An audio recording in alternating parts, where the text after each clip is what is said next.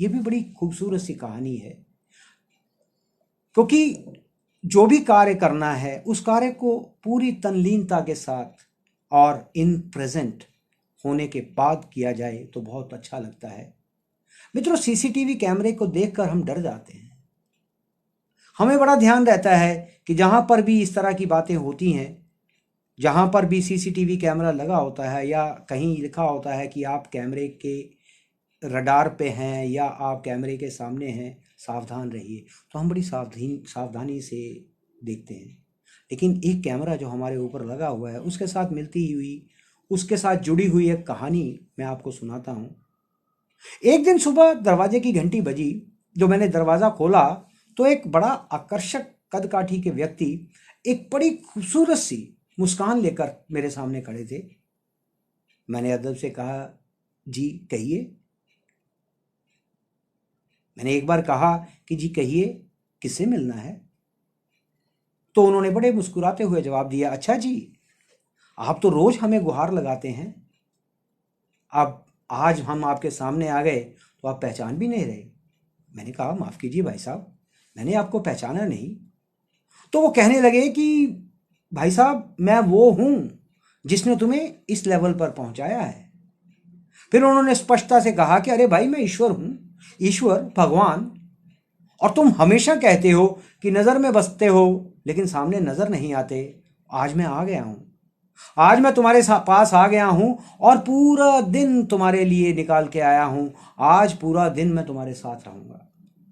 मैंने चिढ़ते हुए कहा कि ये क्या मजाक कर रहे हैं आप? उन्होंने उत्तर दिया कि वक्त मजाक नहीं है, ये सच है। और सिर्फ मैं तुम्हें ही नजर आऊंगा और तुम्हारे सिवा कोई भी मुझे देख नहीं पाएगा, कोई मुझे सुन नहीं पाएगा। कुछ कहता इतने में मेरी पत्नी आ गई पीछे से और कहने लगी, अकेले खड़े खड़े क्या कर रहे हो आप? चाय तैयार है, चलिए अंदर जाके चाय पीजिए। और अब मुझे थोड़ा थोड़ा यकीन होने लग गया, क्योंकि अगर वो किसी और को नज़र आते होते तो मेरी पत्नी को भी नज़र आते और मेरी पत्नी उनको भी चाय के लिए अंदर आमंत्रित करती। लेकिन मुझे थोड़ा सा एहसास होने लगा कि जो वो कहने लगे हैं वो सही है। मुझे यकीन हो रहा था, लेकिन मन में डर था, मन में डर भी था। और मैं अंदर जाकर डाइनिंग टेबल पर बैठ गया और ये जनाब भी मेरी बगल की कुर्सी में आके बैठ गए। चाय पत्नी ने रखी तो जैसे ही मैंने पहला घूंट पिया और गुस्से से चिल्लाने के लिए, अरे हर रोज इतनी चीनी डाल देती हो। लेकिन इतना कहते ही मुझे ध्यान में आया कि अगर ये सचमुच में ईश्वर हैं तो इनको कतई पसंद नहीं आएगा कि मैं अपने घर में अपनी पत्नी से गुस्सा करूं। मैंने अपने मन को थोड़ा शांत किया और समझा दिया कि भाई, आज इनकी नज़र से हो, आज ये नज़र रखेंगे आपको, ध्यान रखिए थोड़ा सा। बस फिर मैं जहाँ जहाँ गया वहाँ वहाँ ये मेरे पीछे, पूरे घर में मैं अखबार पढ़ता, ये मेरे सामने बैठते। और थोड़ी देर के बाद मैं नहाने के लिए बाथरूम में की तरफ जाने लगा तो इनका कदम भी, मैंने कहा, प्रभु अरे यहाँ तो बख्श दो। खैर, नहाकर तैयार होने के बाद मैं पूजा करने के लिए पूजा घर में गया और यकीन करिए कि पहली बार तन्मयता से, पूरे दिल से मैंने प्रभु का वंदन किया, क्योंकि आज अपनी ईमानदारी मुझे साबित करनी थी। कार दफ्तर के लिए निकला, अपनी कार में बैठा तो ये महाशय साथ में बैठे थे। सफ़र शुरू हो गया, तभी एक फ़ोन आया। फ़ोन में उठाने ही वाला था तो ध्यान में आया कि ये नज़र रखे हुए हैं। मैंने साइड में कार को रोका, फ़ोन पर बात की और बात करते करते कुछ इस तरह की बात थी और मेरे मुंह से निकलने लगा कि भाई, ये काम तो हो जाएगा लेकिन पैसे एक्स्ट्रा लगेंगे। पर यह गलत था, ये गलत था, ये पाप था, ये चोरी थी। मैं प्रभु के सामने, ईश्वर के सामने कैसे कर सकता हूँ? और मेरे मुंह से अचानक निकला, आप आ जाइए, आपका काम हो जाएगा, डेफिनेटली हो जाएगा आज आपका काम, आप आइए। और उस दिन पूरे स्टाफ ने मुझे देखा कि मैं कोई गुस्सा नहीं कर रहा, ना किसी कर्मचारी से मैंने बहस की, बल्कि रूटीन ये है कि 20-25 मोटी मोटी गालियां रोज ही निकल जाती थी अनावश्यक तौर पर। लेकिन उस दिन सारी गालियां, सारा घमंड, सारा क्रोध, बस कोई बात नहीं, इट्स ओके, उस सब में तब्दील हो गया। और वो पहला दिन था जब क्रोध, घमंड, ईगो, किसी की बुराई, कोई लालच, कोई अपशब्द, कोई झूठी बात मेरी दिनचर्या के हिस्से नहीं बने। शाम को ऑफिस से लौटा, ऑफिस से जब निकला, कार में बैठा तो ये बगल में बैठ गए। मैंने सीट बेल्ट लगाई और इनकी तरफ बोला कि प्रभु सीट बेल्ट तो लगा लो, कुछ नियम तो आप पर भी लागू होते हैं।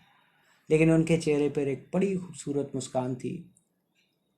रात को जब डिनर परोसा गया तो पहली बार मेरे मुख से निकला कि प्रभु पहले आप लीजिए। उन्होंने मेरी थाली से एक निवाला तोड़ा, अपने मुंह में रखा और भोजन के बाद बीवी बोली कि भाई क्या हो गया तुम्हें आज? आज पहली बार तुमने खाने में कोई कमी नहीं निकाली। आज सूरज कहीं पश्चिम से तो नहीं निकला? मैंने कहा नहीं नहीं मैडम, आज सूर्य उदय मन में हुआ है। आज सूर्य उदय मन में हुआ है। रोज मैं सिर्फ खाना खाता हूँ, आज मैंने प्रसाद ग्रहण किया है और प्रसाद में किसी चीज़ की कमी नहीं होती। थोड़ी देर खाना खाने के बाद टहलने गया। टहलने के बाद अपने कमरे में आया। मन बड़ा शांत था, दिमाग बड़ा शांत था। और तकिए पे जैसे ही मैंने सर रखा, ईश्वर ने प्यार से सिर पर हाथ फिराया और कहा कि आज तुम्हें नींद के लिए कोई संगीत, कोई दवा, किसी किताब के सहारे की ज़रूरत नहीं पड़ेगी। और मैं गहरी नींद में चला गया।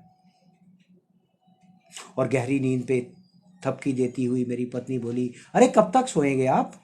अब जाग जाइए। मेरी पत्नी की आवाज़ थी। सपना था शायद वो। हाँ, सपना ही तो था, पर नींद से जगा गया वो सपना। और आज समझ में आया, अब समझ में आया कि उसका इशारा कि तुम नज़र में हो। और जिस दिन ये हम समझ गए कि वो देख रहा है, सब कुछ ठीक हो जाएगा। क्योंकि जो संसार के सीसीटीवी कैमरा है उनसे हम डरते हैं, लेकिन जब हमें ये पता चला कि एक परमानेंट सीसीटीवी कैमरा है जो लगातार हमें देख रहा है और वो हमें कहीं नज़र भी नहीं आता, तो एक सपना जो है ये हमारी आंखें खोल सकता है। बस हमेशा याद रखिए कि संसारिक कैमरे से नहीं, बल्कि प्रभु के कैमरे की नज़र में हम सब हैं। हम सब हैं और हर समय हैं, इसलिए उसको याद रखें। बस एक वही है जो हमें सुधार सकता है, एक वही है जो हमें हमारी सारी टेंशनों से, हमारी सबसे मुक्ति दिला सकता है। तो याद रखें वो सीसीटीवी कैमरा जो सदा हम सब पर हर वक्त नज़र रखे हुए है।